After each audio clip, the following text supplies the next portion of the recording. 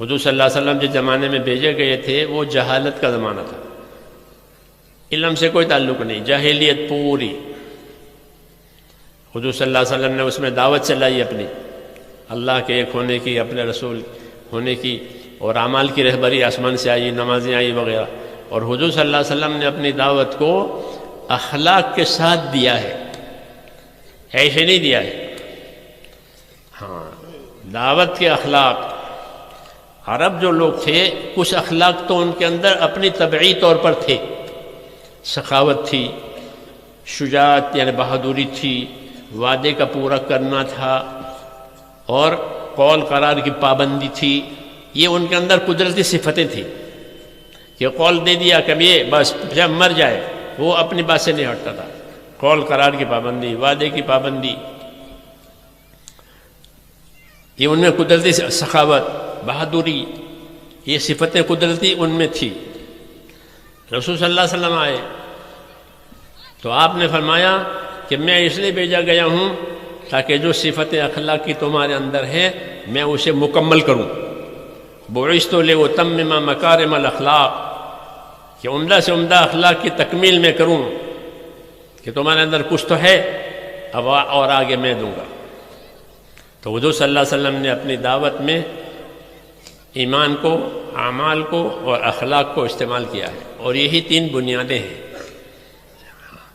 اس میں ایمان اور عمل کا تعلق تو اللہ سے ہے، کیونکہ وہ اللہ کا حق ہے کہ ایمان لاوے اور اعمال کرے۔ بندوں کے تعلق سے کہ بندوں کے تعلق سے اخلاق ہے، یہ بندوں کے تعلق سے ہے، کیونکہ دعوت کی محنت یہ عام تو بندوں میں ہی ہوگی، انسانوں میں بھی، جنوں میں بھی۔ حضور صلی اللہ علیہ وسلم کی دعوت ہے تو بندوں کے لیے کہ بندوں کے لیے اخلاق دیے، اس لیے نبی اپنے اخلاق کے ساتھ آتا ہے، امت کی ہمدردی کرتا ہے، امت کے نہ ماننے سے نا امید نہیں ہوتا، امت کے ایذا دینے سے بیزار نہیں ہوتا، بلکہ صبر کرتا ہے۔ اللہ نبیوں کو صبر کی تلقین کرتے ہیں بہت زیادہ، جتنا بڑا نبی اتنا بڑا صبر۔ اور حضور صلی اللہ علیہ وسلم کو کہ تمام بڑے بڑے نبیوں نے جو صبر کیے ایسے صبر آپ کریں، تو آپ کا صبر سب سے اونچا۔ وَاصْبِرْ كَمَا صَبَرَ أُولُو الْعَزْمِ مِنَ الرُّسُلِ، بڑے بڑے رسولوں سے نوح علیہ السلام نے صبر کیا، 1000 برس گزر گئے ان کی دعوت میں۔ ابراہیم علیہ السلام نے صبر کیا، بڑا صبر، ہاں، بہت نرمی کے ساتھ اپنی قوم کے ساتھ، سب کے ساتھ صبر اور نرمی۔ ابراہیم علیہ السلام کی صفتیں بتائی، اللہ نے نبیوں کی صفتیں بتائی ہے، نبیوں نے اللہ کی صفتیں بتائی کہ اللہ کون ہے، نبیوں نے اللہ کی معرفت کرائی ہے، اور اللہ نے اپنے نبیوں کی معرفت کرائی ہے کہ ہمارے نبی ہے۔ وَاذْكُرْ عَبْدَنَا ایوب، ذرا ہمارے بندے ایوب کا ذکر کرو، سنو ان کا ذکر کہ کیا ذکر ہے ان کا، کہ بیماری میں اللہ تعالیٰ نے ان کو ڈالا، بیماری بڑی لمبی ہوئی، تو بیماری میں کیا کیا؟ اللہ فرماتے ہیں اِنَّا وَجَدْنَاهُ صَابِرًا نِعْمَ الْعَبْدُ إِنَّهُ أَوَّابٌ، کہ بڑا صبر کرنے والا بندہ، بہت اچھا بندہ، ہماری طرف رجوع کرنے والا بندہ، بیماریوں میں بھی، پریشانیوں میں بھی۔ ہاں، شاباشی ملی ہے، بیماری ہے، شاباشی ملی ہے، نعم العبد، بہت اچھا بندہ ہے۔ تو نبیوں کو ان کے اخلاق اللہ تعالیٰ نے ان کو دیے جسے وہ مخلوق کو فائدہ پہنچاتے تھے، مخلوق سے درگزر کرتے تھے، صبر کرتے تھے، اور ان کا حق ادا کرتے تھے، دعوت کے ذریعے سے، تعلیم کے ذریعے سے، تربیت کے ذریعے سے۔ ہاں، حضور صلی اللہ علیہ وسلم کی زندگی میں سب سے نمایاں جو ہے آپ کی محنت میں اخلاق ہے، سب سے اونچے اخلاق آپ صلی اللہ علیہ وسلم کو دیے گئے تھے۔ اس لیے آپ کے سامنے جو جہالت تھی وہ ختم ہو گئی، کیونکہ جہالت کا مقابلہ اگر حضور جہالت سے کراتے تو جہالت ہی بڑھتی۔ آپ نے جہالت کا مقابلہ جہالت سے نہ کیا نہ کرایا، بلکہ جہالت کے جواب میں، ظلم کے جواب میں، ان کی شرارتوں کے جواب میں آپ نے کیا کیا کہ آپ نے ایک تو صبر سے کام لیا۔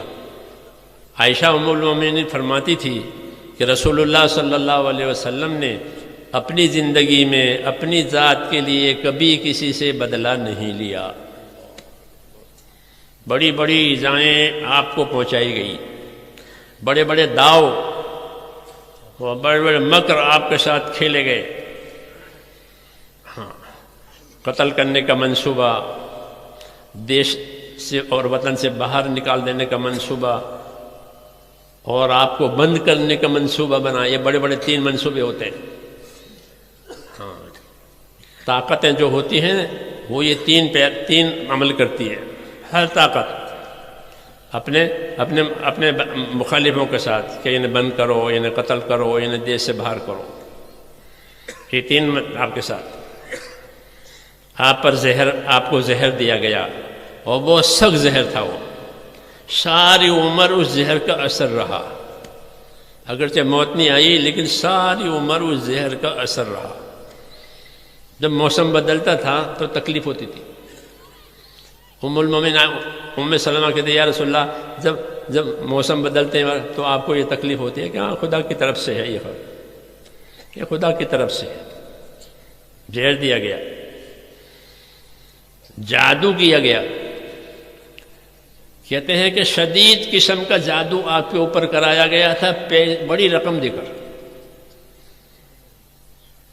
بڑی رقم. معمولی جو جادو کرنے والے تھے ان سے نہیں کرایا. ایک اور تھا وہ سنگین جادو کرتا تھا، اس کو بڑی رقم دی، 3 دینار دیے، سونے کے سکے ہوتے ہیں، کہ بڑا جادو کر. اس نے حضور صلی اللہ علیہ وسلم نے جادو کیا. 6 مہینے جادو کا اثر رہا اور بہت پریشانی ہوئی، بہت پریشانی. 6 مہینے کے بعد وحی کے ذریعے سے آپ کو بتایا گیا. فرشتے آئے، آپس میں باتیں کرنے لگے کہ ان صاحب کو کیا ہو گیا ہے. دوسرے نے فرشتے نے کہا کہ جادو ہے. کہ جادو کا یہ دھندا کہاں ہے؟ کہ فلاں کنویں میں ہے. وہاں یہ جادو کا دھندا کنویں میں دبایا ہے جادو کرنے والوں نے. اور پوری تفصیل بتائی وحی کے ذریعے سے. حضور صلی اللہ علیہ وسلم نے آدمی بھیج کر وہ کنویں میں سے وہ سارا سامان نکلوایا، اور پتہ بھی چلا کس نے کیا تھا. پھر حضور صلی اللہ علیہ وسلم سورہ فلق نازل ہوئی، سورہ ناس نازل ہوئی، اور وہ قصہ جادو کا ختم ہوا. طبیعت بحال ہو گئی. تو ساتھیوں نے عرض کیا یا رسول اللہ 6 مہینے تک آپ کو پریشان کیا، کوئی ان کو 2-4 چپت تو لگنی چاہیے. ہاں. فرمایا نہیں، اللہ نے مجھ کو اچھا کر دیا. جب اللہ نے مجھے اچھا کر دیا تو میری وجہ سے ان کو کیوں تکلیف ہو.